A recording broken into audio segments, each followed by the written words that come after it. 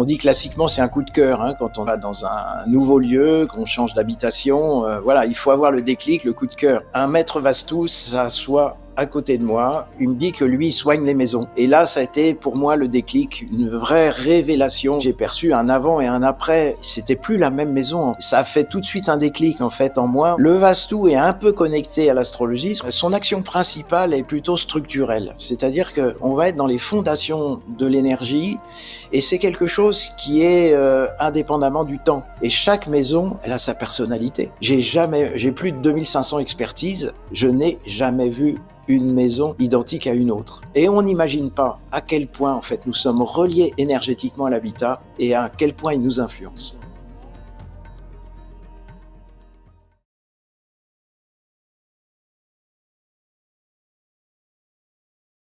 Bonjour à toutes et à tous, bienvenue sur Gaïa Méditation pour une nouvelle émission. Je suis Stéphane. Aujourd'hui, un nouvel invité que nous allons accueillir tout de suite. Salut Laurent Montels. Et oui, bonjour Stéphane, bonjour aux auditeurs et merci pour l'invitation. Avec Laurent, nous allons parler de quelque chose de particulier, un domaine particulier, le Vastu Shastra, un art, on va dire un art, une science qui provient d'Inde, une science millénaire. Est-ce que tu veux bien déjà, avant d'en arriver à proprement dit dans le thème du Vastu Shastra et nous dire exactement ce que c'est, est-ce que tu veux bien nous raconter un petit peu ton enfance, parce que je sais qu'il t'est arrivé des choses particulières dans ton enfance, des expériences qui t'ont ouvert au monde de l'invisible, à la spiritualité, et puis qui t'ont mené même à l'âge de 15 ans à te mettre à la méditation. Oui, alors une petite précision, on dit maître Vastou, mais en fait je suis aussi l'élève du Vastou, hein, c'est-à-dire que voilà, il n'y a jamais un aboutissement, c'est toujours un chemin qui est une continuité hein, dans l'apprentissage. Donc bon, effectivement, avec les années, on acquiert une certaine expérience et on peut avoir l'étiquette de maître, mais je me considère en fait aussi toujours l'élève en fait du Vastou. Alors oui, effectivement, j'ai voilà dans l'enfance, j'ai eu quelques expériences qu'on qualifie d'expériences psychiques. Quand on est enfant, en fait, on trouve que tout est normal. Et on imagine qu'en fait tout le monde vit les mêmes types d'expériences. Et puis en fait, progressivement, je me suis aperçu que c'était pas tout à fait le cas. Mais j'ai eu la chance d'avoir des parents qui étaient très cool et qui m'ont en fait qualifié d'enfant très imaginatif quand je leur parlais de choses un peu bizarres.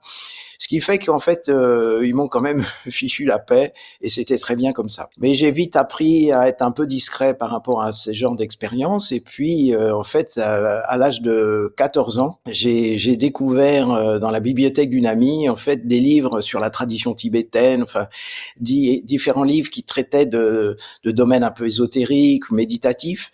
Et alors là, ça a fait comme un électrochoc chez moi, c'est-à-dire je me suis dit ah mais enfin je suis pas anormal, il y a quand même d'autres personnes qui vivent des trucs un peu similaires. Et du coup, j'ai commencé à, effectivement, d'une façon un peu maladroite, mais à faire de la méditation au travers des livres. Et puis, à l'âge de 17 ans, j'ai rejoint un groupe qui était très à la mode dans les années 60-70. C'était la méditation transcendantale. Donc Maharishi Mahesh Yogi, qui est le gourou des Beatles. Et enfin voilà, pour situer. Et donc, j'ai suivi cet enseignement pendant quelques années. Je suis même devenu instructeur, ce qui pour moi, bon, a été aussi une période un petit peu charnière parce que disons que ces systèmes très pyramidaux sont pas forcément faciles et c'est pas vraiment ce que je recherchais. Moi, je recherchais plutôt le contact justement avec le maître. J'ai eu la chance de pouvoir rencontrer par 2 fois Maharishi en prise directe, hein, ce qu'on appelle le darshan, qui a été quand même un moment fort dans mon parcours. Mais voilà, après, dès les années 80, je me suis tourné vers aussi d'autres enseignements. Voilà, depuis l'enfance, tu étais connecté, tu nous as dit quoi, tu t'es intéressé à la tradition tibétaine et tu t'es mis à méditer à l'âge de 15 ans. Donc là, il y a quand même un... Oui, 15 ans, ben oui, là je vais rentrer dans ma 69e année, Ouais. puisqu'on est au début 2025 et bah oui, c'est un parcours, mais voilà, bon, Un long parcours qui t'a mené à aller en Inde, comme tu l'as dit, à la rencontre du gourou des Beatles, à pratiquer la méditation, devenir aussi également à devenir enseignant en méditation, en yoga. Ça fait plus de 50 ans voilà, que que tu pratiques Oui, tout alors ça? effectivement, bon, pour faire quand même court Mmh. sur cette vie yogique, Mmh. euh, j'ai rencontré et j'ai suivi pendant 2 années Swami Hari Arananda Giri, qui est en fait un co-disciple de Yogananda. Autobiographie d'un yogi, je pense que les gens qui sont versés vers le yoga connaissent, hein, c'est vraiment un best-seller. Mais disons que cet enseignement, même s'il était puissant en termes d'énergie, me correspondait pas, parce que là, on parle des années 80, enfin oui, 85, 86, 87. Et j'ai eu la chance aussi de rencontrer un autre Swami qui est très connu dans le monde du yoga, qui s'appelle Swami Satyananda. Et là, vraiment, j'ai posé mes valises parce que cet enseignement correspondait vraiment à mes aspirations. Et d'ailleurs, j'ai reçu plusieurs initiations directement de Swamiji. C'était un moment fort aussi dans mon parcours. Voilà. Et aujourd'hui, je me sens toujours connecté avec cet enseignement, même si je vais un petit peu moins en Inde, mais j'ai vécu 10 ans en Inde quand même dans ce parcours yogique. Oui, 10 ans en Inde avec une volonté d'aider toujours, je pense, puisque tu t'es mis finalement à suivre des études de médecine. Donc le côté thérapeutique t'a toujours intéressé. Et puis après, évidemment, tu t'es tourné vers une autre forme de thérapie, une thérapie un peu plus spirituelle. Oui, j'ai soutenu mon doctorat en 82. En parallèle de mes études de chirurgien dentiste, j'ai suivi aussi un cursus de 3 ans à l'Institut français d'acupuncture de Paris, Mhm. qui s'appelait l'IFA à l'époque. C'est devenu un peu plus tard l'AFA, qui existe toujours. Et pour avoir aussi une vision un petit peu plus globale de cette approche de l'humain, mais j'ai considéré la méditation comme une forme de médecine aussi. C'est mon dharma de vie, hein, de toute façon. On va y venir avec le Vastu, qui est en fait la médecine de l'habitat. Mais tout ça, pour moi, c'est du soin. Et voilà, ça se place dans un contexte assez holistique. Oui.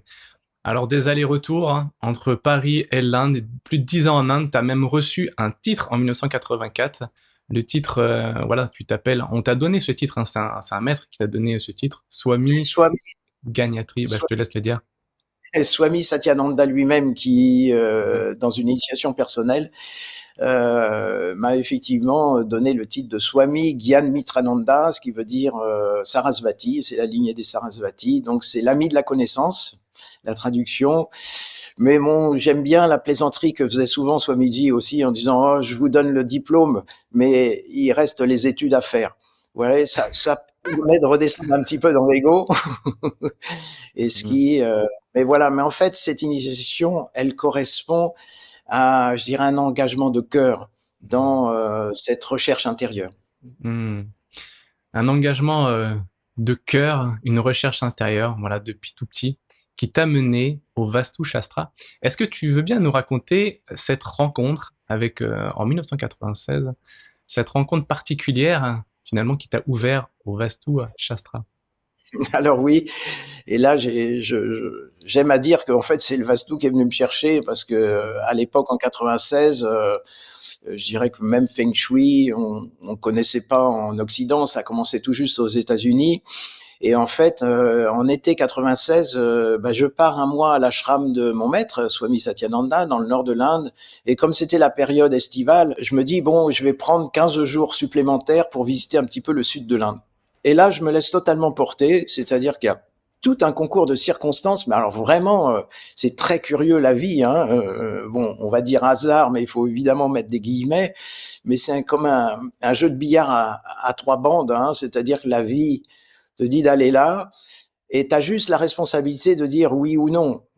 Et en fait, si tu dis oui, eh bien, de cette place, on t'emmène à un autre endroit, puis à un autre endroit, et au final, j'arrive dans une soirée totalement improvisée, au milieu d'un groupe d'Indiens que je ne connais pas, et un maître Vastou s'assoit à côté de moi. Et puis voilà, l'aventure commence parce que il me parle que lui, les Indiens, la première question qu'ils te posent, c'est Where do you come from et What is your job, hein, avec l'accent qui va bien. Mais là, en l'occurrence, le maître parlait quand même un peu français, donc c'était plutôt dans ma langue maternelle. Et comme je lui explique, bon, je suis chirurgien dentiste, j'enseigne la méditation, et il me dit que lui, il soigne les maisons. Mhm. Et là, ça fait un blanc en fait dans ma tête parce que je me dis bon, soigner les maisons, il est curieux ce gars-là. Mmh. Qu'est-ce qu'il me raconte en fait? Et puis je l'assène de questions et devant l'intérêt, certainement mes yeux qui brillaient un petit peu, il me dit bah vous avez qu'à m'accompagner dans une consultation. Et là, ça a été pour moi le déclic, une vraie révélation, c'est-à-dire que ayant cette je dirais cette sensibilité un petit peu aiguisée due à la méditation, eh bien, j'ai perçu l'énergie de la maison et surtout, j'ai perçu un avant et un après l'intervention de ce monsieur. Et c'était plus la même maison en partant. Donc, et là, ça a fait tout de suite un déclic en fait en moi en me disant, mais c'est bien gentil, tu mets des aiguilles d'acupuncture à une personne, bon, tu fais effectivement des gestes techniques avec la chirurgie dentaire, mais si la personne rentre chez elle et que sa maison est toxique, qu'elle est dans une mauvaise énergie, eh bien, en fait, elle va décompenser et peut-être que tu la reverras un mois plus tard, en fait, avec les mêmes problèmes. Et donc là, c'est posé un dilemme vraiment majeur en moi. Je fais quoi avec ça? Parce que ce monsieur n'avait pas de disciples, n'enseignait pas, il était en Inde, et qu'est-ce que je fais en fait avec ça? Eh bien, bon, ça n'a pas été une période simple, mais voilà, j'ai pris la décision d'aller vivre en Inde pour apprendre cette discipline. Et ma formation avec ce maître a duré 11 années. Euh, voilà. Alors c'était un petit peu en pointillé, c'est pas 11 années à temps plein, parce que en fait, ce maître qui s'appelle donc Prabhat Podar, qui est architecte, qui était, hein, puisqu'il nous a quittés il y a quelques années. Bon, il travaillait aussi en architecture, pas forcément toujours en déployant le Vastu, mais dès qu'il était en mission Vastu, eh bien, je me joignais à lui et puis on a fait ensemble plus de 250 interventions, ce qui m'a permis d'apprendre à la traditionnelle, c'est-à-dire c'est le petit nouveau qui suit l'ancien, voilà, qui en fait c'est les petites mains, parce que en fait ce maître était bon très évidemment très connecté, mais pas forcément, je dirais, très bon pédagogue, mais le fait de la proximité, ben, ça m'a complètement immergé dans cet univers du Vastu qui est magique, qui est vraiment extraordinaire. Ouais. Voilà. Bon, bah, tu as appris pendant, 11 ans, c'est pas rien. 11 ans avant, quelque part, de pouvoir toi-même, te dire que tu étais prêt à pouvoir, Ben, c'est-à-dire, je me faire suis autorisé à commencer à poser du matériel mmh en autonomie après 11 années, parce que avant, bon, j'ai eu pas mal de découragement, hein, et c'est là aussi où l'enseignement je dirais, de l'acupuncture, qui est une autre discipline traditionnelle m'a beaucoup aidé. Je me souviens d'un de nos professeurs donc en médecine chinoise qui nous a dit au tout début de la formation, il faut peut-être accepter de rien comprendre. Ce qui n'est mmh. pas forcément facile parce que là, il y avait que des médecins avec moi, donc c'est bac plus 8 et c'est le genre de discours qui est pas forcément bien reçu. Mais en fait, c'est ça, c'est-à-dire que l'apprentissage du Vastu, c'est une discipline traditionnelle où à chaque fois on va éclairer une petite partie de l'enseignement, mais c'est très difficile d'avoir le panorama complet. Hein, c'est un petit peu comme un puzzle en fait, et on éclaire une pièce, une autre, mais tu sais pas si c'est la mer, si c'est le ciel, enfin voilà. Ouais. Et puis petit à petit, au fil des années, ben en fait l'image apparaît et tu commences à comprendre un petit peu les liens. Voilà, mais ça requiert de l'expérience. Ouais. Et puis aussi, ce qui m'a quand même pas mal aidé, c'est la méditation, parce que dans les ressentis, je peux percevoir si quelque chose fonctionne ou Mmh. pas. Mais ça, bon, on en parlera peut-être un petit peu plus loin dans la Ouais. méthodologie d'application du Ouais. Vastu. Ouais, oui. Donc, oui, il y a beaucoup de choses. Comme tu l'as dit, je pense que l'enseignement, en plus, à l'indienne, il est particulier. Et puis, en plus, comment dire, un apprentissage qui vient d'une tradition millénaire, puisque voilà, le Vastu Shastra, c'est issu des Védas, le quatrième livre des Védas, d'ailleurs. Est-ce que tu veux nous dire quelques mots dessus? Ce que veut dire, d'ailleurs, Vastu Shastra précisément? Ben, c'est la science sacrée de l'habitat, Mhm. parce qu'à l'origine, en fait, dans vraiment les temps immémoriaux, bon, le Vastu s'appliquait davantage à la construction et notamment à la construction des lieux sacrés. Hein, c'est pour ça que Vastu Shastra, c'est la, la science sacrée, on va dire, de l'habitat. Mais en fait, en Inde, il n'y a pas vraiment de frontière entre le sacré, le profane et le sacré. Mmh. Et puis, je dois dire aussi que dans mon apprentissage, j'ai quand même découvert quelque chose d'assez étonnant. C'est que, au fil des années, je me suis aperçu, en parlant avec d'autres personnes indiennes qui connaissaient le Vastu, que on n'avait pas forcément toujours le même langage. Et ça m'a amené en fait à comprendre quelle était aussi la formation de mon maître. Et très très important en fait, il a été en partie formé par la tradition du Vastu Stapatya, du Vastu Shastra, dans son apprentissage de l'architecture, mais il a été également enseigné par Sri Aurobindo et Maire. Alors, et ce qui a apporté un éclairage plus peut-être un peu plus moderne et justement aussi un éclairage thérapeutique du Vastu, qui est en fait pas si connu que ça en Inde. Parce que si vous écoutez les traditionalistes, hein, Vastu, ta maison, elle est Vastu ou elle l'est pas. Et puis Mmh. voilà, si tu as un projet, c'est bien, on va pouvoir t'accompagner et faire une maison suivant les principes du Vastu. Mais si elle est déjà construite et qu'elle n'est pas Vastu, ben, à la limite, un peu tant pis pour toi. Alors que l'apprentissage que j'ai reçu du docteur Prabhat, c'est justement de pouvoir intervenir en curatif sur des maisons qui n'ont pas été, je dirais, bien conçues d'un point de vue énergétique. Oui, comme tu l'as dit, je pense il peut y avoir 2 approches. C'est-à-dire que d'abord, on peut le faire, en préventif, avant de construire une maison, si on a un projet, immobilier. Et puis après, en curatif, si, le lieu est déjà construit, pour pouvoir, corriger, les éventuelles, choses à corriger. Retrouvez Laurent Montels en exclusivité et en direct dans l'application Gaia Méditation le 20 février à 18h30. Je vous invite à vous inscrire directement dès maintenant depuis le lien dans la description sous cette vidéo. Ce sera l'occasion pour vous de lui poser toutes les questions que vous souhaitez, notamment à propos du Vastu Shastra, cet art, cette science sacrée de l'habitat. Et Laurent vous proposera également une méditation en direct. Inscrivez-vous dès maintenant depuis le lien dans la description. D'ailleurs, une petite parenthèse pour toutes les personnes qui nous regardent. Quelle est la différence entre le Vastu Shastra et le Feng Shui? Ah bah ça c'est une question qui m'est posée régulièrement Régulièrement. quand je fais des conférences, c'est une des Voilà. premières questions qui vient, ou avec la géobiologie aussi. Maintenant je connais quand même assez bien le Feng Shui aussi, parce qu'à l'Institut, on a beaucoup de personnes qui viennent du Feng Shui se former au Vastu. Et donc, le Feng Shui est très connecté en fait à l'astrologie. Le Vastu est un peu connecté à l'astrologie, ce qu'on appelle le Jyotish en Inde, mais son action principale est plutôt structurelle. C'est-à-dire qu'on va être dans les fondations de l'énergie et c'est quelque chose qui est indépendamment du temps. C'est-à-dire que, et là c'est une grosse différence, c'est-à-dire qu'en Feng Shui, d'une année à l'autre, eh bien, ce qui a été conseillé peut-être à l'année N-1 sera plus tout à fait valable à l'année en question, et il faudra peut-être changer de chambre. Ou, vous voyez, il y a des organisations en fait qui sont assez mobiles en fonction de l'astrologie, en fonction du temps.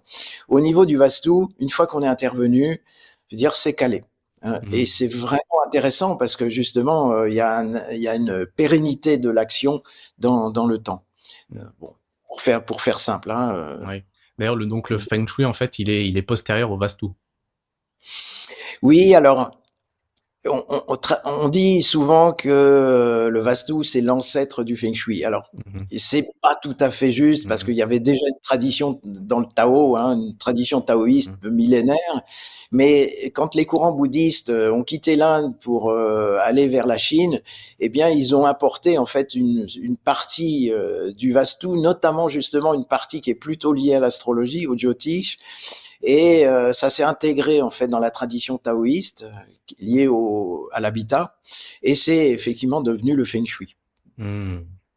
Alors, tu l'as dit en quelques mots, le Vastu Shastra, quelque part, il y a différents axes, différentes approches, trois grands axes. Est-ce que tu veux bien nous en parler? La Oui, géobiologie? il y a effectivement la géobiologie. Bon, ça c'est quelque chose qui est bien maintenant bien connu en Occident.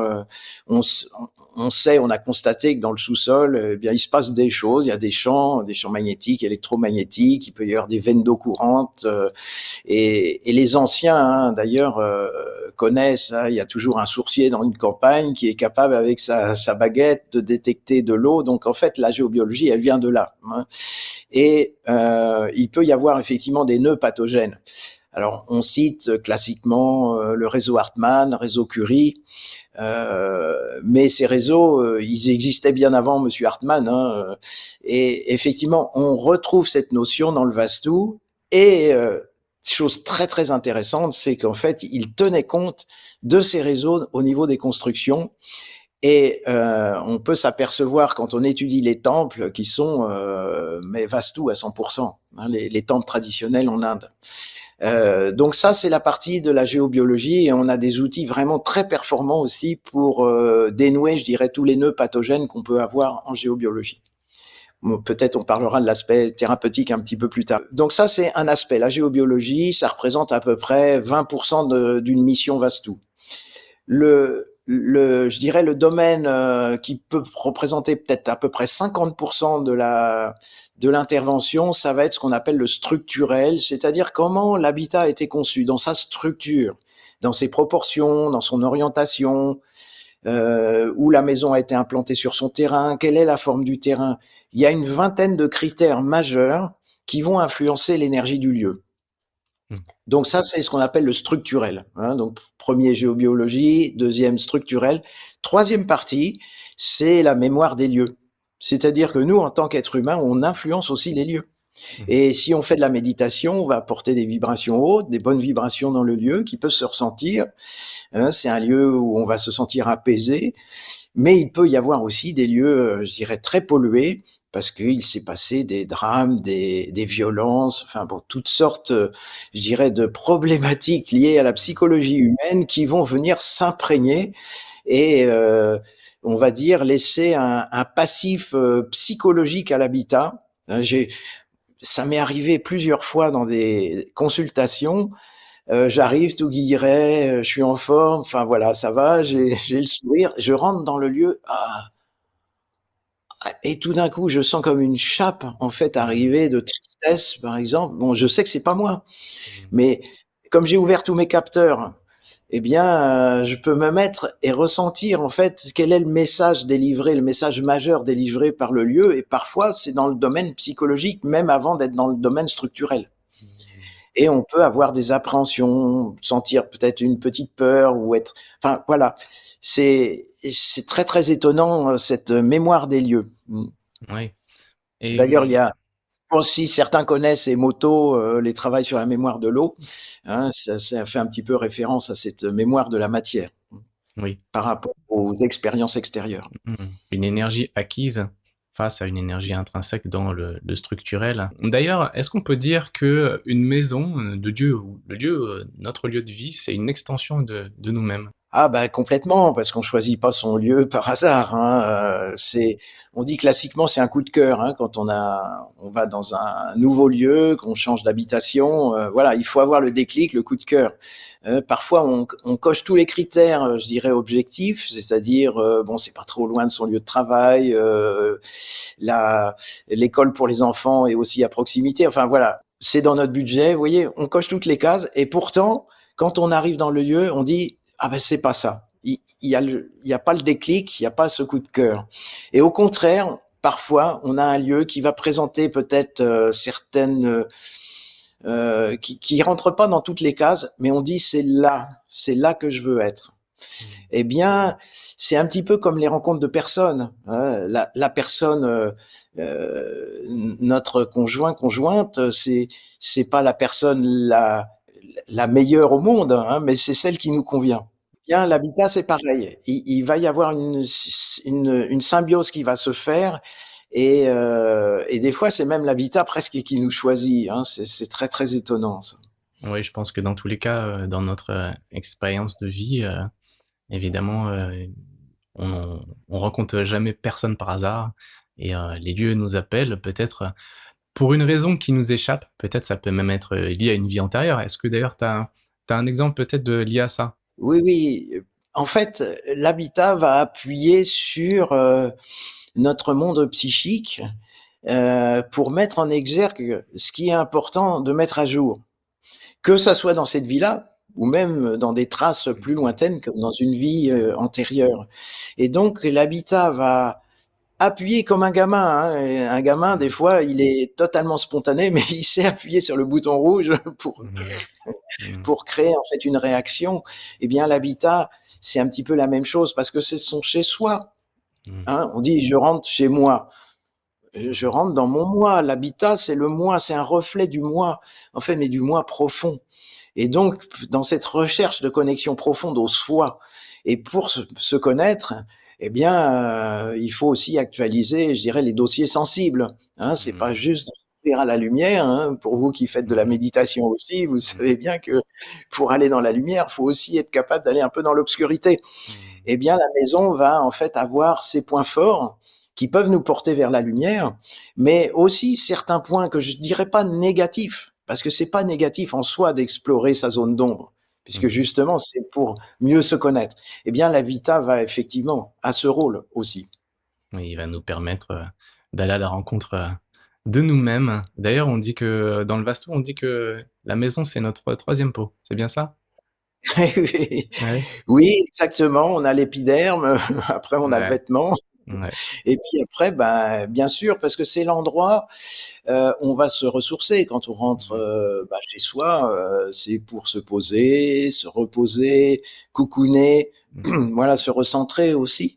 Mmh. Donc, en quelque sorte, c'est cette enveloppe dans laquelle on va rester quand même un certain nombre d'heures, hein, puisque déjà on va partager avec la famille, on va aussi avoir tout ce temps de repos pendant la nuit, et bien toutes ces énergies vont travailler. Mm. Mmh. Et c'est en ça qu'on voit qu'il y a des habitats qui tirent les personnes vers le bas, c'est-à-dire elles disent le matin, j'ai l'impression que je suis plus fatigué que la veille en me Ouais. couchant. Et alors, bon, je dis pas que c'est l'habitat fait tout, hein, il faut pas non plus tout mettre sur le dos de l'habitat, mais ça contribue énormément. Et on n'imagine pas à quel point, en fait, nous sommes reliés énergétiquement à l'habitat et à quel point il nous influence. Ouais, ça c'est certain. Je pense que comme tu l'as dit, des fois, tu arrivé dans certaines missions, t'avais la banane, t'étais en forme et puis t'es rentré dans la maison, clac, t'étais le Mm. moral au plus bas. Et je pense que des personnes qui vivent dans des lieux lourds, eh bien, et ils ont les conséquences au niveau de la santé, hein. Oui, de toute façon, si tu fais un petit sondage auprès des gens, tu leur poses simplement la question, est-ce que vous avez remarqué que quand vous rentrez des fois dans des lieux, vous vous sentez bien, ou au contraire, dans certains lieux, vous avez plutôt envie de partir au plus vite? Eh bien oui, c'est l'expérience, je l'avais faite déjà dans mes jeunes années, mais quand j'ai rencontré ce maître Vastou, ça a fait un déclic, parce que j'avais bien remarqué qu'il y avait effectivement des lieux où je me sentais bien ou pas bien, mais voilà, j'en avais rien conclu en fait, j'en avais Mmh. rien fait de concret. Et là, ça prenait du sens. Alors concrètement, donc voilà, tu as rencontré ce maître en 96, voilà, tu t'es formé au Vastu Shastra. Bon, aujourd'hui d'ailleurs, je l'ai pas dit, mais tu es bon, évidemment enseignant, tu as créé, co-créé même avec ta femme, Oui, Lydie, l'Institut français du Vastu Shastra, où tu enseignes le Vastu Shastra. Et puis aussi, tu fais des missions, on peut faire appel à toi justement si on a besoin. Et, mmh. ouais. Oui, oui, alors effectivement, c'est une co-création, c'est-à-dire que avec mon épouse Lydie, eh bien, on a donné un élan, si vous voulez, sur le Vastou pour fonder cet institut qui a un peu plus de 10 ans maintenant. Et Lydie et moi, on enseigne à des groupes hein, qui souhaitent se former à cette discipline, qu'on accompagne sous forme d'un compagnonnage. Ça, c'est vraiment très très important parce que on essaye quand même de respecter autant que se peut l'aspect de la tradition, c'est-à-dire l'ancien qui accompagne sur le terrain le nouveau. Bon, on peut pas rester 11 ans, Mmh. 11 années continues avec chacun, mais on fait des dossiers en fait avec chaque étudiant en personne dans ses premiers dossiers pour lui montrer vraiment sur le terrain comment ça se passe. Et puis Lydie aussi accompagne toutes ces personnes avec tout un système de supervision. C'est vraiment un accompagnement sur mesure et concret qui permet en fait de pouvoir devenir un thérapeute de l'habitat. Mmh. Ouais. Alors effectivement, je peux aussi me déplacer pour des consultations, d'ailleurs que ça soit, pour, de l'habitation privée ou du professionnel, hein, Mmh. j'interviens aussi pour des sociétés, voire des très grosses entreprises, même des hypermarchés, Oui, oui, en c'est France et à ça. l'étranger d'ailleurs. Et du coup, comment ça se passe? Suivant que ce soit pour un particulier ou peut-être un commerce, il y a peut-être une approche différente, mais est-ce qu'il y a toujours une structure commune dans une mission Vastou? Comment ça se passe concrètement quand tu arrives sur le terrain? Déjà, est-ce qu'on t'envoie d'ailleurs des plans en avance ou est-ce que toi-même tu arrives sur le lieu et tu découvres? Comment ça se passe globalement une mission? Alors je dirais un petit peu les 2, mon Mhm. capitaine, parce que, bien sûr, bon, bah, déjà pour faire une intervention, faut faire un devis pour Mhm. l'intervention en elle-même. Donc Mhm. ça veut dire qu'il faut avoir des éléments. Donc à minima, bah, c'est l'adresse, si c'est une maison avec un terrain, la parcelle cadastrale, un plan, même succinct, hein. Parfois les gens disent: «Oh mais moi j'ai pas un plan d'architecte», tout ça. Bon, bah, si c'est un plan dessiné à la main, bon, bon an, mal an, on s'y retrouve. L'important, c'est toujours d'avoir une orientation, c'est-à-dire de nous indiquer où est le nord, parce que on verra quand on va dérouler un petit peu plus, je dirais la matière du Vastou. Bien, l'orientation est très importante. Alors donc, il y a une étude évidemment qui se fait en amont, puis ensuite, bah, il y a la découverte du lieu en prise directe, hein, c'est-à-dire c'est pas simplement des intentions qui sont données pour corriger, hein, il faut vraiment venir sur place, amener du matériel, qui d'ailleurs, bon, c'est du marbre, du cuivre pour l'essentiel, et des mandalas aussi, et qui vont rester à demeure. Et là, il y a toute une technicité qui est vraiment pointue, hein, qui est particulière, qui s'apprend. C'est quand même assez précis, hein, Mhm. comme gestion. Et, euh, et l'intervention bah, va durer 2 à 3 heures en général pour des lieux relativement classiques, mais voilà, si c'est un hypermarché, ça peut être 3 jours de Ouais. mission, hein. Ça va dépendre évidemment de la surface et du nombre de pièces et aussi de la. Alors oui, pour répondre entre le particulier et le commerce, effectivement, la base reste relativement la même, mais il y a des interprétations qui sont un peu différentes. Mhm. On va pas gérer tout à fait de la même façon. Mhm. Oui. Alors d'ailleurs prenons l'exemple par exemple d'un particulier, une maison.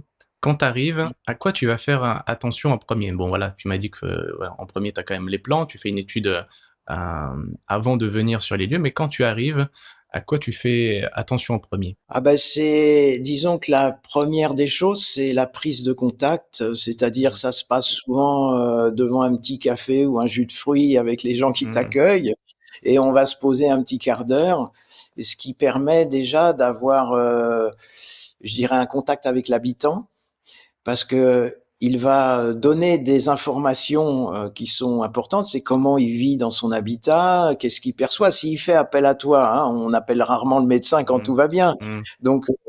Donc, il y a forcément des petites choses qui vont. D'ailleurs, c'est très très étonnant parce que parfois il y a des secrets de famille qui sortent tout d'un coup, et c'est là où on s'aperçoit que l'énergie du Vastu, elle est là, elle nous accompagne en tant que consultant. Hein, c'est pas ma petite personne qui fait que, mais les personnes ressentent en fait que c'est un moment comme une initiation en fait qui arrive. Hein. Moi, j'aime bien dire l'initiation Vastu parce qu'il y a un avant, un après. Et donc, dans cette premier quart d'heure ou demi-heure, c'est la prise de contact, souvent la visite du lieu avec le propriétaire, enfin les propriétaires, et ça va permettre de noter plein d'éléments, plein de choses. En Mhm. fait, hein, c'est comme ding, ding, ding, ding, tout un registre qui est en train de se mettre en place. Et puis ensuite arrive le moment bon de l'intervention, et là, bah, il va falloir déployer, soigner le terrain, s'il y a un terrain à soigner, organiser dans la maison. Bon, c'est les critères dont je parlais tout à l'heure. Et puis la mémoire des lieux, la géobio aussi. Donc là, Mhm. on a des petites antennes hein, très classiques, antenne Lobartman, baguette, antenne de l'échelle éventuellement. Enfin bon, ça, je l'utilise très rarement, mais on va faire tout un diagnostic vraiment sur site et en même temps une thérapeutique sur site, hein, dans le même temps. Mhm. D'ailleurs, tu disais que il faut qu'on te donne avant de venir l'orientation de la maison, en tout cas de savoir où se trouve le nord, les points cardinaux. Déjà, ça c'est quelque chose d'hyper important, ça. Alors surtout sur un plan, parce que Mhm, t'imagines une maison rectangulaire, mhm, un joli rectangle. Quand la personne te donne l'adresse postale, bon maintenant avec les logiciels qu'on a en open source comme Géoportail, Google Earth, on peut se promener, aller dans la rue, voir la maison en question. On a le bornage avec le cadastre. Donc on a déjà, si vous voulez, plein d'informations. Mais imaginons qu'on ait un rectangle et la personne te transmet un plan avec l'intérieur, mais elle t'indique pas de quel côté est le nord. Eh bien, le rectangle, tu peux le prendre comme ça, mais tu peux aussi le prendre comme ça, tu vois. mhm, Et si, par exemple, je vais prendre l'exemple de la cuisine. Si ton plan est comme ça, ta cuisine, elle est peut-être côté ouest, mais si tu prends ton plan comme ça, la cuisine va être côté est. mhm, Bah, ça change tout. mhm. Parce que d'un point de vue de la qualité de l'énergie, si ta cuisine est à l'ouest, c'est plutôt négatif, alors que si ta cuisine est à l'est, bah, c'est plutôt porteur. Mhm. D'où l'importance de connaître l'orientation à partir d'un plan. Ouais. D'ailleurs, comme tu disais, en général, on préfère que la cuisine soit à l'est, mais il y a aussi des spécificités, je pense, liées à l'énergie. L'énergie, est-ce qu'elle est giratoire ou anti-giratoire? Tu vas nous en parler parce que je pense que c'est quelque chose d'assez important dans le Vastu. Et puis aussi, je pense qu'il y a beaucoup de choses qui sont en rapport précisément avec les habitants du lieu. Parce que je pense que quand tu fais une correction, il y a la théorie, mais il y a la pratique, il y a le ressenti. Et puis, il y a qui vit là exactement. Est-ce que c'est des gens qui sont plutôt dans une énergie dynamique ou plutôt des gens posés, etc. Je t'ai posé plein de questions en même temps. Alors, bah, il peut y avoir. En fait, on soigne avant tout l'habitat, hein, Mhm, c'est-à-dire que il va y avoir un effet rebond, évidemment, de soins vis-à-vis de l'habitant, mais c'est pas le point majeur. Après, mhm, si une personne dit, moi, dans cette chambre-là, je dors très mal, bon, effectivement, on va apporter peut-être un soin particulier à cette pièce, mais voilà, c'est quand même essentiellement l'habitat et décoder son message. Alors, ce qui est intéressant, et là, c'est une particularité très, je dirais, mais vraiment primordiale par rapport à tous les enseignements traditionnels, que ça soit le Vastu, que ça soit l'Ayurveda, que ça soit, enfin, ou la médecine chinoise, enfin, toutes ces disciplines anciennes, c'est qu'il y a la théorie et puis il y a la pratique sur le site. Et chaque maison, elle a sa personnalité. J'ai plus de 2500 expertises, je n'ai jamais vu une maison identique à une autre.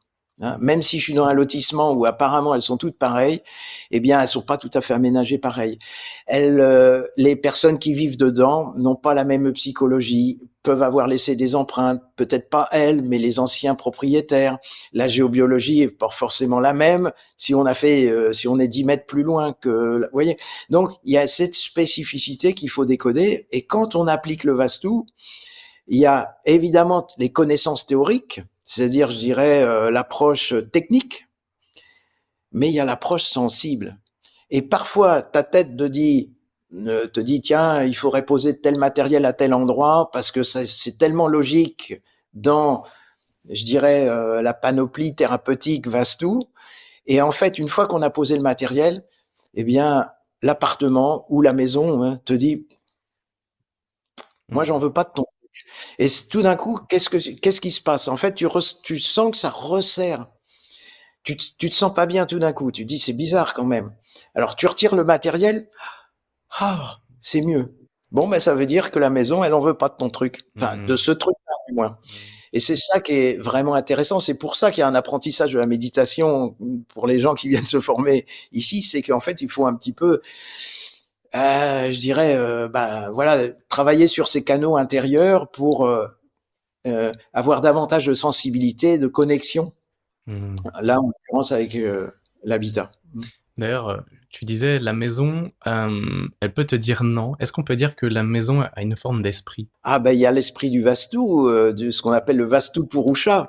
Hein, c'est ce pour ceux bon si vous connaissez pas, ben pour nos auditeurs, allez sur internet, regardez Vastu Purusha, c'est ce bonhomme à l'intérieur du carré. En fait, on dit qu'il y a un lien vraiment hein, avec ce qu'on appelle aussi les points Marma, qui sont en fait des points énergétiques particuliers qui sont des points de connexion entre le monde visible et invisible. Oui, je pense que dans le livre, tu vas trouver un moment le Vastu Purusha. Et en fait, ces points Marma sont vraiment des connexions entre l'habitat et l'habitant. Et on voit qu'en fait, tout ce qui est en lien avec la tête, c'est plutôt côté est.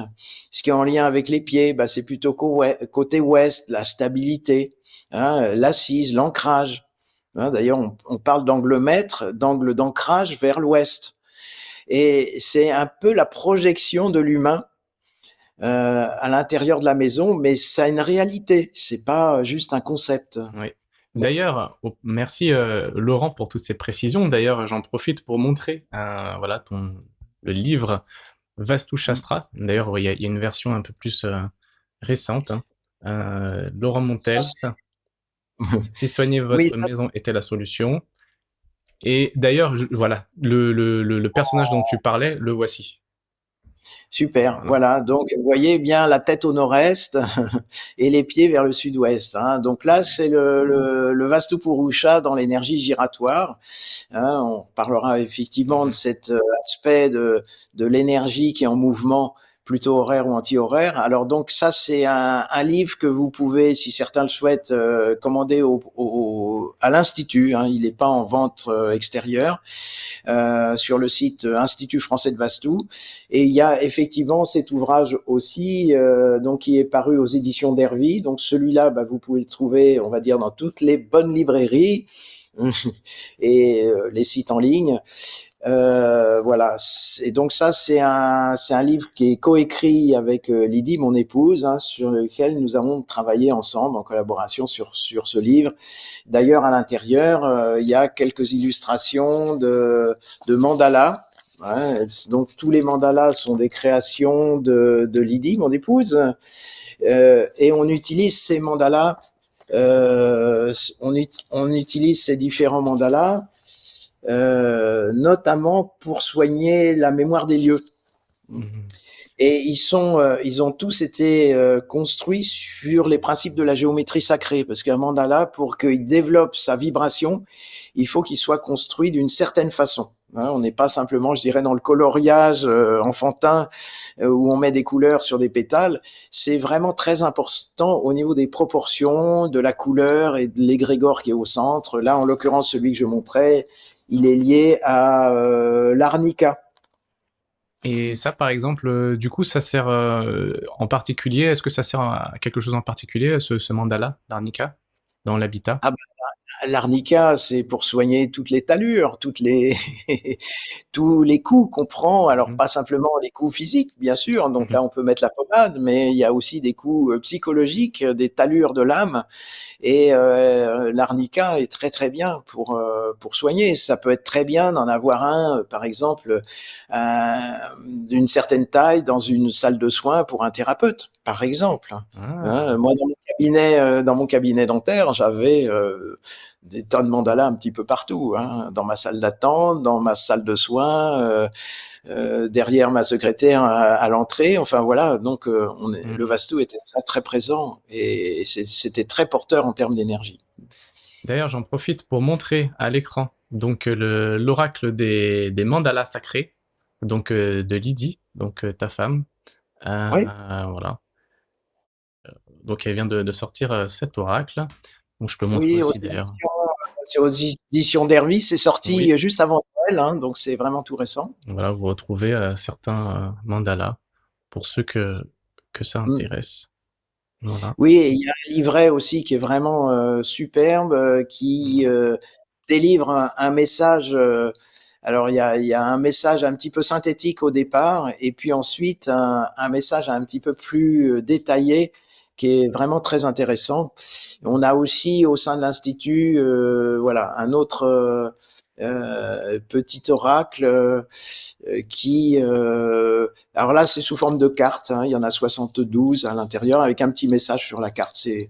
On l'a à la maison le matin comme ça, tac, on dit et que disent les mandalas sacrés aujourd'hui? C'est le message du jour. Ah, Ouais, ok. puisqu'on est dans les ouvrages, je vais terminer aussi, puisqu'on était Mhm. en train de parler des mandalas. Voilà, ça c'est un ouvrage aussi que vous pouvez trouver au sein de l'institut. Et là, il y a ben vraiment plein de mandalas à l'intérieur que vous pouvez d'ailleurs après bon découper, éventuellement les accrocher. Enfin, c'est Ah très oui. très complet. Et ce qui est top, Euh, c'est qu'avec les cartes aussi oracle des mandalas, on peut les placer aussi chez nous, donc oui, tout à à fait. différents Dans endroits. celui que tu as montré là Mhm. avec les cartes rondes, Mhm. effectivement.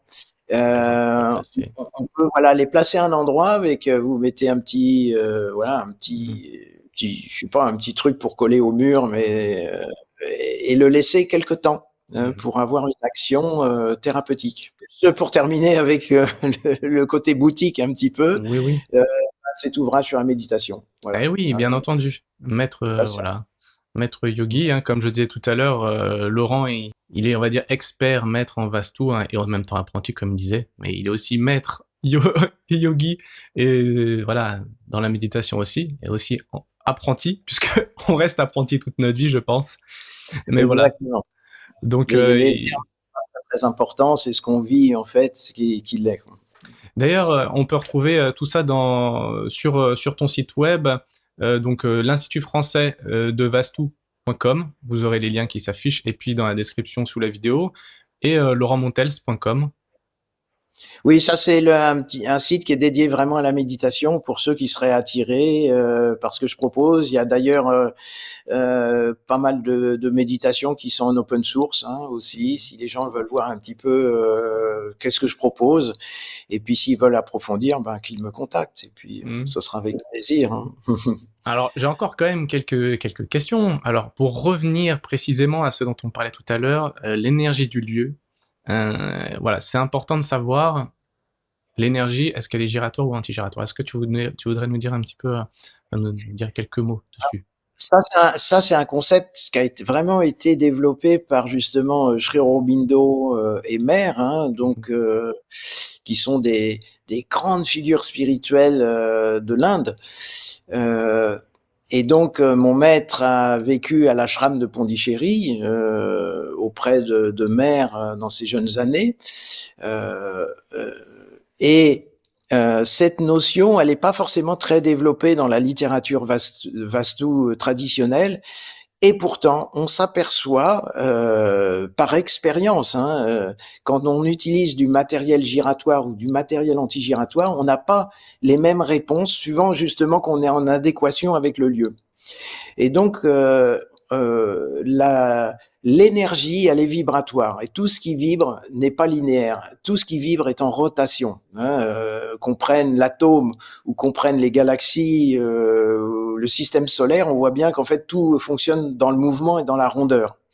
Eh bien, l'énergie vastu, elle est vibrante et elle est également en rotation, soit horaire, soit anti-horaire, suivant alors différents critères qui peuvent être la proximité d'une rivière, d'un fleuve, les accidents du terrain, c'est-à-dire que si on est sur des pentes, sur une colline par exemple, avec une orientation plutôt une colline qui descend vers l'est ou une colline qui va descendre vers l'ouest, eh bien il va y avoir une influence sur la giration. Alors c'est important de connaître ces gyrations parce que quand on intervient en Vastu, en mission Vastu, eh bien on n'aura pas tout à fait la même lecture et la même logique de la même logique thérapeutique suivant que justement on est en énergie giratoire ou anti-giratoire. Donc giratoire dans le sens des aiguilles d'une montre, Oui. anti-giratoire dans le sens inverse. Et donc tu détermines ça avec certains outils, puis avec ton... Alors il y a plusieurs méthodes. Hein. Bon Mhm. là je vais pas Oui, détailler oui, parce que détaillé, bien c'est sûr. Mhm. euh, si vraiment les gens s'intéressent, qu'ils viennent se former chez nous. Mais Oui, bien sûr. on va dire qu'il y a deux voies. Enfin, il y en a même trois parce qu'il y a aussi la voie effectivement avec le matériel. Mhm. Mais il y a une voie, on va dire mentale, Mhm. qui est l'analyse du terrain. Est-ce que je suis près Mhm. d'une rivière? Est-ce que je suis sur des pentes? Et là, bon, il y a des règles à connaître, hein, des distances à connaître, des inclinaisons à connaître. Ça, c'est le côté objectif. Et puis, il y a un côté subjectif où on peut utiliser un pendule, on peut utiliser des baguettes. Je sais pas si j'en ai là à proximité. Vous voyez, par exemple, ça, c'est les baguettes de sourcier, enfin les baguettes assez classiques, hein, qu'on peut utiliser. Et puis, classiquement, quand on sollicite la giration, si les deux baguettes, voyez, vont dans un sens, c'est plutôt giratoire, dans l'autre sens, c'est plutôt anti-giratoire. C'est une convention qu'on peut avoir. Ceux qui ont l'habitude d'utiliser un pendule et qui sont vraiment confiants avec leur instrument, bien, ils peuvent aussi solliciter la giration du lieu. Et puis, si ça tourne dans le sens horaire, Mhm. c'est giratoire. Si ça tourne dans l'autre sens, voilà, c'est anti-giratoire. Donc dans Ça les... peut donner Mhm. aussi sur le placement de la cuisine, des chambres, du bureau, la salle de méditation. Tout ça, c'est important de connaître la giration pour être précis. Oui. Et puis il y a d'autres, il y a un autre paramètre aussi qui est important. Il y a les 5 éléments dans une maison. Hmm. Ah oui, oui, les fameux 5 éléments qu'on retrouve Mhm. dans l'Ayurveda, qu'on retrouve Mhm. aussi dans la médecine chinoise, même si c'est pas tout à fait les mêmes références, hein. Il y a le métal et le bois en médecine chinoise. Là, dans les 5 éléments Vastu, on va avoir le feu, l'eau, l'air, la terre et l'éther. Et ces 5 éléments ont une affiliation particulière spatiale avec la maison. Donc on va avoir plutôt l'éther et le feu qui vont être plutôt vers l'est. Alors dans certains ouvrages, on met aussi l'éther plutôt vers le centre. Enfin bon, là il y a des questions un petit peu d'école, Vastu, mais si on creuse un petit peu l'affaire, en fait, on s'y retrouve. Il n'y a pas de contradiction. Et puis, on va être plutôt vers l'air ou l'eau côté ouest. Alors, on parlait de la cuisine tout à l'heure, mais si la cuisine, elle représente en fait une connexion subtile à l'élément feu. Enfin, pas que subtile d'ailleurs, hein, quand on met une flamme et qu'on cuisine, mais il y a l'aspect aussi du lien à Agni, le feu intérieur, qui nous nourrit. Eh bien, la cuisine, idéalement, elle doit être placée côté est, notamment sud-est si on est giratoire, ou alors nord-est si on est anti-giratoire, hein. Ça, c'est dans l'orientation de la maison. Mais imaginez un moment que vous ayez la cuisine côté ouest, et notamment en lien avec l'élément eau. On dit classiquement qu'on a le feu dans l'eau. Mhm. Bon, intuitivement, on se dit ça doit Ouais. pas fonctionner très bien. Et effectivement, quand il y a la cuisine côté ouest, notamment en lien avec l'élément eau, eh bien, il y a principalement des problèmes physiologiques. euh, dans la mesure où on a déjà nous-mêmes une faiblesse, hein, une porte d'entrée, bien sûr. Hein, ça ne veut pas dire que tout le monde qui a sa cuisine côté sud-ouest va avoir des problèmes physiologiques. Mais j'ai des kilomètres de témoignages, d'interventions sur des lieux où justement la cuisine était en mauvaise orientation, c'est-à-dire le feu dans l'eau, avec des personnes qui avaient des problèmes, soit petit bassin, soit jambes, Mhm. genoux, chevilles. C'est plutôt la partie basse du corps qui est impactée. Et chose étonnante, c'est que quand la problématique est levée, alors j'insiste bien, tout de suite les gens disent ouais mais vous êtes gentil, mais ma cuisine je peux pas la déménager. Mhm. Eh bien, on a une méthodologie en Vastu qui permet justement de solutionner le problème du feu dans l'eau sans bouger la cuisine. Mhm. Et quand la thérapeutique de la cuisine est faite, eh bien, on a un certain nombre de personnes qui nous disent spontanément, hein, dans les semaines qui suivent, mes problèmes ont disparu. Mhm. Ouais. Alors, Ouais, c'est Alors hyper important. quand c'est un ou deux exemples, on peut se dire bon, voilà, ça peut être discutable, mais Ouais. j'en ai des centaines. Donc Ouais. là, il n'y a pas photo, comme on dit. Il n'y a pas photo. Ouais.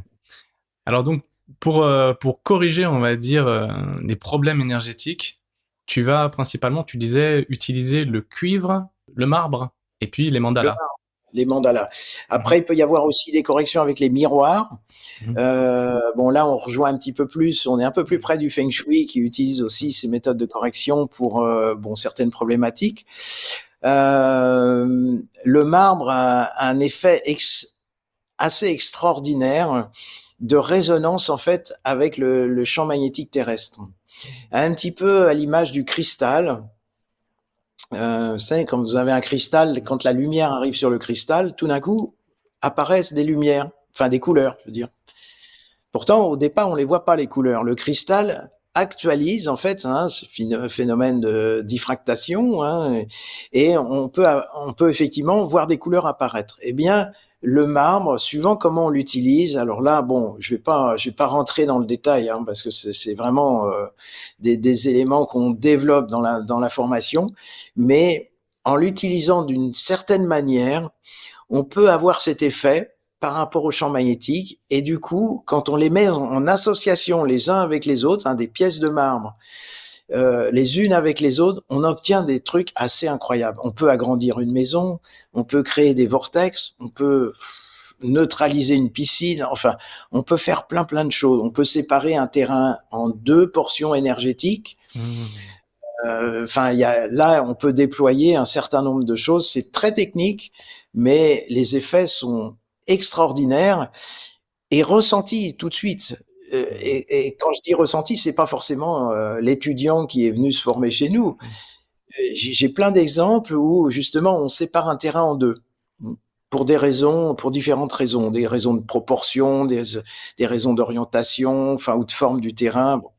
Et quand on fait cette séparation en deux terrains énergétiques, eh bien, la séparation est invisible, parce que c'est du matériel qui va être enfoui dans le sol. Donc, une fois que c'est rebouché, on voit plus rien. Et on fait le test avec la personne propriétaire du lieu. Mettez-vous là. Comment vous vous sentez? Bah, comment je me sens? Oui, comment, voilà, votre impression? Bah, je me sens bien, voilà. Bah, faites 3-4 mètres et allez de l'autre côté de cette ligne invisible. Comment vous vous sentez? Bien, elle dit, ah, c'est pas pareil. Mon ressenti intérieur est différent. Alors souvent ils sont bluffés parce que je dis bah revenez et et en fait quand on passe d'un côté et de l'autre de la ligne, eh bien on n'a pas les mêmes ressentis. Oui, c'est vrai, c'est incroyable. Mais je pense aussi que, voilà, grâce à tout ça, tu fais recirculer l'énergie et là, tu parlais de séparer, on va dire, une maison en deux, parce que peut-être que, voilà, il y avait des problèmes, Un terrain en deux. Hein. le terrain. Ouais, les maisons séparées en deux, il y a des Mm, indications. Mais alors là, il faut être vraiment faire très attention parce que mm. le vasto c'est très puissant. On peut aussi, je dirais, détruire une maison en 15 minutes. C'est enfin, je ne veux pas effrayer les personnes, mais Ouais. c'est c'est très puissant. C'est très Mm. puissant. D'ailleurs, Une la petite porte, anecdote. oui, bah, si t'as une anecdote, vas-y. Une petite anecdote un peu Ouais. rigolote, mais qui remonte à presque une dizaine d'années. C'est un étudiant formé chez nous, et puis il m'appelle un soir, il me dit Laurent, j'ai un problème. Je lui dis bah qu'est-ce qui t'arrive? Oh, il me dit écoute, j'ai fait un vastou là, j'ai tout bien fait, mais il y a quand même un problème, les gens peuvent plus rentrer chez eux. Ah ouais. Je dis ah oui, oui, effectivement, il y a un petit problème. Je dis bah comment ça, ils peuvent plus rentrer chez eux? Bah elle dit oui parce qu'en fait, quand la dame elle rentre chez elle, elle est prise de haut le cœur, c'est presque à vomir quoi, tellement elle se sent mal. Et dès qu'elle ressort, elle se sent mieux. Donc je dis bah oui, là t'as dû déconner, il y a un problème. Et en fait, bon, on a passé en revue un petit peu tout ce qu'il a fait. Et il y a un moment, il avait fait une bourde, bon, probablement due à la fatigue de la fin de journée. En fait, il avait fait ça se tenait mentalement, mais par contre, il n'avait pas vu un effet, je dirais un effet secondaire qui était quand même majeur et qui détériorait l'énergie de l'habitat. Bon, je lui ai dit, allez, ne panique pas, tu retournes là-bas, tu vas retirer ça, ça et ça, et tu vas voir, ça va aller. Et effectivement, après, la maison était nickel parce que justement tout le reste avait été fait correctement, mais il y avait, vous voyez, une boulette. Et c'est pour dire la puissance en fait Mm. de l'action. Ouais. D'ailleurs, la porte d'entrée, c'est quelque chose qui est important aussi. Qu'est-ce que Oui, alors sur un appartement, généralement, on va dire c'est mmh. verrouillé, hein, parce que là, il y a pas le choix, on va pas rentrer par le balcon, hein. Il faut être toujours connecté, ce qu'on appelle au plan zéro, hein, c'est-à-dire que voilà, c'est le plan du sol. Alors même s'il y a un escalier qui permet de monter à l'étage, bon, il y a toujours cette connexion, en fait, ce lien. Euh, mais dans une maison, effectivement, il peut y avoir ce qu'on appelle l'entrée d'usage, c'est-à-dire l'entrée que les gens utilisent communément, et puis l'entrée énergétique, qui est pas forcément la même. Hein, il y a plein de personnes qui utilisent pas leur entrée officielle. Ils préfèrent entrer par le garage ou par une Mmh. entrée secondaire parce qu'ils ramènent les courses, c'est plus pratique parce qu'ils sont proches de la cuisine. Enfin, voilà, donc nous, on va distinguer entrée d'usage et entrée énergétique qui peut parfois évidemment être la même. Et ça, c'est très très important parce que à partir de cette entrée, on peut déterminer ce qu'on appelle un équilibre statique dynamique. Et ça va dépendre de l'orientation de la maison. Si elle est orientée cardinalement ou plutôt en diagonale, eh bien l'énergie vibratoire va pas être du tout la même. Mmh. Ouais, bah, bon, tout ça, c'est assez technique. Après, il y a les ressentis, comme tu disais tout à l'heure. Donc, évidemment, on peut lire tes livres, mais je pense que c'est important, bah, soit de se former si on souhaite être, on va dire, praticien Vastu, je sais pas comment on dit, ou alors évidemment, et faire appel à toi pour, pour faire un Ah, diagnostic et puis corriger, quoi. C'est quand même plus simple. c'est deux voies très différentes, hein. Ouais. C'est-à-dire qu'en général, bon, les gens qui viennent se Mm, former, souvent on nous dit qu'il faut un prérequis. mm, Non, moi, enfin, je dirais oui, si c'est le prérequis, c'est la passion. mm, C'est-à-dire d'entrer dans le Vastu avec l'étincelle, voilà, on se sent concerné par l'habitat, on se sent attiré. On n'a pas besoin d'être architecte, même si on a pas mal d'architectes qui viennent se former, enfin principalement des architectes d'intérieur d'ailleurs. Mais ça peut être aussi des thérapeutes qui veulent avoir effectivement aussi cette vue. Peut-être même pas forcément pour faire de la thérapeutique de l'habitat après, mais au moins avoir des notions pour diriger les personnes comme moi j'ai pu le faire il y a 29 ans de ça, hein, quand j'ai mm. découvert le Vastu, et je me suis dit, ben, il faut que je comprenne un petit peu comment ça fonctionne. Euh, et on peut pas être spécialiste dans tout. Bon, moi j'ai senti vraiment que j'étais appelé pour apprendre cette discipline et aujourd'hui la transmettre avec mon épouse. Mais voilà, c'est mon chemin de vie. Hein. Mm. Mais quand j'étais chirurgien, enfin j'étais chirurgien dentiste, oui, je peux parler au passé puisque c'est une autre vie. J'ai pris ma retraite il y a peu, donc je sentais que parfois les personnes, il fallait qu'elles aillent chez l'ostéopathe. Bon, même si j'ai quelques notions, je suis pas ostéopathe. On peut pas être spécialiste de tout. Mais si vous vous sentez appelé, vous êtes vraiment bienvenu. Et puis, l'habitat, c'est important aussi d'avoir effectivement un habitat sain. Et si vous avez des doutes, si vous avez, bon, vous vous sentez pas très bien, ou depuis que vous avez emménagé, effectivement, il y a, bon, la santé, c'est un peu moins bien. Ça peut être aussi les relations avec l'extérieur. Hein. C'est pas forcément toujours un impact physiologique. Eh bien, il faut se poser la question et éventuellement déjà solliciter un diagnostic et puis éventuellement on vous dira si oui effectivement une intervention elle est vraiment nécessaire parce qu'on voit beaucoup de critères en fait qui sont défaillants. Tout à l'heure, tu disais que voilà, il y a la théorie, il y a la pratique, c'est-à-dire que quand tu arrives dans un lieu, il y a le ressenti. Donc la méditation, c'est important parce que ça t'aide quelque part à développer tes ressentis. Euh, Ma question, c'est est-ce que quand tu arrives dans un lieu, est-ce que tu fais une prière? Ben ma prière je dirais c'est d'être centré, c'est-à-dire d'être présent. Et à partir du moment où tu es présent, si tu veux, tu es en prière. C'est-à-dire que tu es à l'écoute. Euh, c'est plus d'être au maximum transparent pour pouvoir décoder le message que te délivre l'habitat. C'est ça en fait ma prière, si on peut s'exprimer ainsi, c'est euh, d'accepter d'être le moins interventionniste possible en tant que personne et d'être le plus présent possible pour le Vastu. Mm. Bien sûr, les connaissances techniques sont nécessaires, mais c'est presque un moment, il faut les oublier pour être juste là comme un gamin, dans la simplicité, dans l'innocence, euh, voilà, et solliciter en fait le contact avec la maison, parce qu'on arrive avec bienveillance, mais faut-il encore que la maison soit, je dirais, en d'accord. Vous voyez, j'en parle presque comme une Mmh. personne. Ouais. Et voilà, que ce contact se fasse. C'est ça la prière, en fait. Et le contact est d'autant plus fort que on est silencieux à l'intérieur. Mmh. Ouais. Silencieux à l'intérieur, une véritable méditation. D'ailleurs, une question un petit peu, tu vois, quand je lisais ton livre, le Vastu Shastra, et puis que je me suis intéressé un peu plus à cet art, à cette science. Quand on parle de l'énergie Vastu, euh, quel est le rapport entre l'énergie Vastu et le prana? Ah, il y a une connexion évidente entre l'énergie pranique, c'est-à-dire l'énergie vitale, et la maison.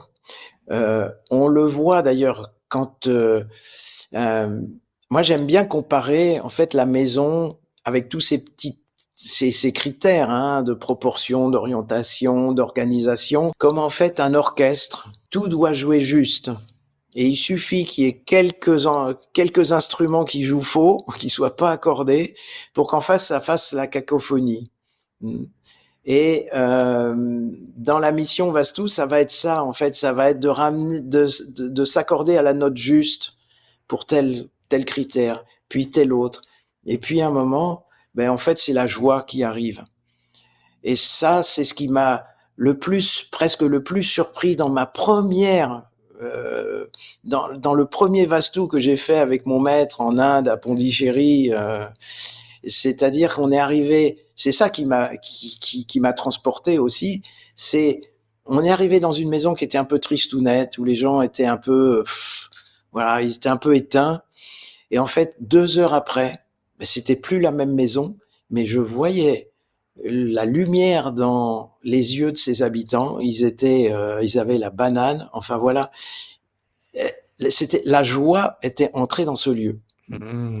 Ça, c'est un truc extraordinaire. Et d'ailleurs, les consultants qu'on forme, hein, c'est ce qu'ils nous disent. Hein, en fait, quand on finit le Vastu, ben, on rigole, on a la joie. Les gens veulent plus nous laisser partir des fois. Ah là là. Les médecins de l'habitat. Franchement, c'est magnifique tout ce que tu nous dis. Avant qu'on se quitte, voilà, est-ce que tu aurais quelques conseils à donner à tous nos spectateurs, Laurent? Quelques conseils, on va dire, simples à mettre en place. Et je dirais, voilà, je pense qu'il y a beaucoup de gens qui ont ce problème du sommeil. Alors peut-être un conseil orienté peut-être pour la chambre à coucher, pour mieux dormir. Ça, c'est une question qui est souvent posée. Comment Mhm. on doit s'orienter pour dormir? Mhm. Je dirais faites des tests parce que là il y a vraiment un facteur astrologique hein, personnel qui fait que certains vont préférer avoir la tête au nord, d'autres au sud. Voilà, on peut pas rentrer dans une règle rigide. En général, on évite d'avoir la tête à l'ouest. Hein. On connaît l'expression quant à la tête à l'ouest. Généralement, c'est qu'il y a un petit problème. Encore que j'ai vu des gens qui dormaient très très bien avec cette orientation tête à l'ouest. Voilà. En Vastu, on dit on préconise en fait d'être plutôt orienté est. Hein. En numéro un, mais il y a vraiment un facteur individuel qui est très très prédominant. Donc, je ne dirais pas, je veux pas instituer une règle rigide hein, par rapport à ça. Euh, Moi, je dirais, comme conseil, faites confiance à votre intuition, déjà. C'est-à-dire dans votre aménagement, dans les couleurs. Suivez. Euh, je vais faire un parallèle et ça, je pense que les auditeurs vont comprendre. Il existe énormément euh, de diététiques différentes, de régimes. Et un tel va dire ah ce régime-là c'est extraordinaire, mais si c'est pas le vôtre, eh bien ça va pas être bon pour vous. Oui. Par contre, si vous faites un petit peu le silence en vous, vous dégagez un petit peu de toutes ces croyances rapportées. Et qu'est-ce qui me fait vibrer au fond? Eh bien, j'ai plutôt envie d'aller vers telle couleur. J'ai envie d'aménager ma maison comme ça. Laissez parler votre côté intuitif qui est vraiment très fort d'enseignement. Mmh. Et puis après, bon, voilà, les miroirs, on n'en a pas parlé, mais les miroirs, faut faire un petit peu attention. Les miroirs, jamais en face d'une porte d'entrée, par exemple de la maison, ou d'un flux circulant. C'est-à-dire, si vous rentrez dans votre chambre et puis dans l'encadreur de la porte, vous vous voyez dans le miroir, là, c'est pas bon parce qu'il y a un réflecteur d'énergie vitale, justement, la fameuse, le prana, Mmh. va être en déficit dans cette pièce-là. Donc là, il faut mieux le déplacer, mettre ailleurs ou le couvrir si on peut pas faire autrement. Voilà, il y a plein de petits conseils, mais à ce moment-là, rapportez-vous au livre. Il y a déjà des bonnes pistes, au moins pour éviter des grosses bêtises. C'est Oui. pas non plus quand on a lu un livre qu'on devient médecin de l'habitat, hein, bien sûr, Mmh. mais voilà, il y a quelques pistes intéressantes et ça peut vous éviter de faire quelques grosses erreurs, surtout si vous êtes dans la recherche d'un lieu. Oui. Voilà. Dans le livre d'ailleurs, oui, il y a un gros dessin où on voit le miroir à côté du lit. On nous montre bien que le miroir à côté du lit, c'est pas top. Je vais le montrer en Et grand. ça, c'est un grand classique, c'est ces grandes armoires coulissantes avec le miroir. Bon, je suis à peu près sûr qu'il y aura quelques auditeurs qui pourront témoigner de cette configuration. Bah, c'est vrai que ça, c'est pas l'idéal parce que, mais les miroirs dans les chambres, en général, c'est pas excellent. Surtout si quand vous êtes assis sur le lit, vous vous voyez dans le miroir. Mmh. Donc là, s'il est à un endroit un petit peu dans un coin où il n'est pas directement vis-à-vis avec le lit, ça peut coller, Mmh. à condition qu'il soit pas aussi dans la ligne directrice de la porte, hein. Voilà, bon. Il y a pas mal de règles. Donc, bah, je vous encourage, les amis, encore une fois, à aller sur le site de l'Institut français du Vastou. Donc voilà, je vous montre Mmh. moi le livre que j'ai. Oui. Je vous montre aussi euh, l'oracle, l'oracle des mandalas sacrés. Mmh. Voilà, de Lydie Mmh. Montels, la femme de Laurent. Et puis Laurent, tu peux nous remontrer aussi voilà, tes autres livres. Le pouvoir des mandalas, pardon, parce que t'étais pas à l'écran, Et voilà. Le pouvoir des les mandalas, mandalas ça, c'est aussi. vraiment une illustration, hein, Mhm, voilà, de plein de mandalas différents, avec mhm, à chaque fois derrière, en fait, le nom du mandala avec quelques attributs, à quel symbole mhm, il se rapporte. Et puis, sur le site de l'Institut, il y a aussi un lien vers le site de Lydie sur les mandalas, où là, il y a des tas de vidéos explicatives hein, qui sont en open source, libres d'accès, et vous pouvez avoir de l'information sur tel ou tel mandala. Hein. Tout ça, c'est sur le site de l'Institut avec les liens pour aller plutôt vers soit l'apprentissage si vous souhaitez vous former, soit pour une consultation si vous sollicitez, si vous souhaitez qu'on vienne chez vous, ou alors peut-être aussi, pourquoi pas commander un mandala particulier. Donc là, allez sur le site de Lydie. Ok. Merci pour tout ça, Laurent. Alors, les amis, évidemment, je sais que vous avez des centaines de questions comme moi, j'en ai encore d'autres. Évidemment, on va pouvoir poursuivre la discussion avec Laurent dans quelques jours en exclusivité pour les abonnés de l'application Gaia Méditation. Alors, si vous n'êtes pas abonné, eh bien, je vous invite à cliquer dans le lien dans la description. Vous avez 7 jours gratuits. Eh bien, peut-être que vous pouvez bénéficier de ces 7 jours pour pouvoir assister à l'atelier en exclusivité en direct avec Laurent, où vous pourrez lui poser toutes les questions que vous souhaitez et il nous proposera également une méditation, n'est-ce pas, Laurent? Oh, allez, une Ouais, petite une petite méditation, bien méditation. sûr, Mhm. avec grand plaisir, avec grand Mhm. plaisir. Laurent, je te remercie du fond du cœur d'avoir accepté cette invitation. C'était vraiment un échange passionnant. Évidemment, on pourrait continuer pendant des heures et des heures.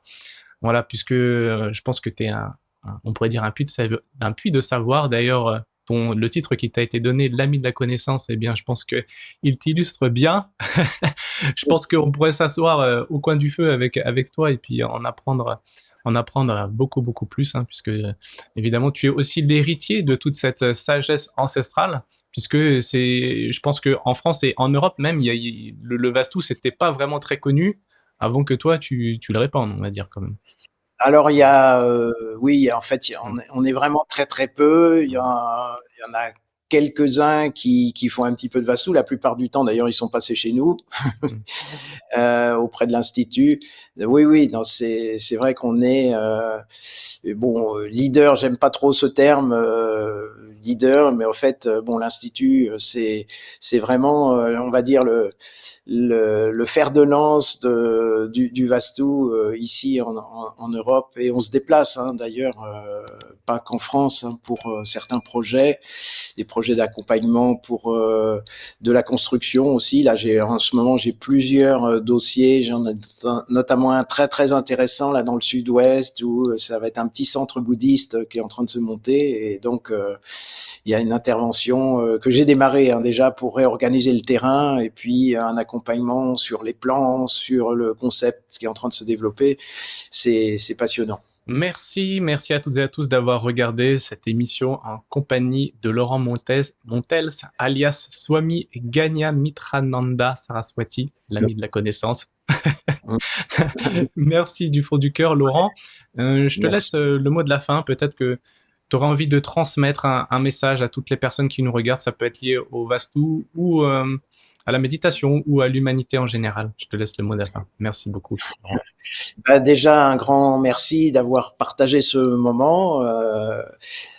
Et puis, oui, les temps actuels sont quand même pas très très simples sociétalement, donc essayez de puiser en vous justement cette énergie vitale avec la méditation. Donc je suis pas là pour vous donner une directive très précise, parce que quelle que soit la forme de méditation, je sais que vous faites aussi de la méditation chez Gaïa, donc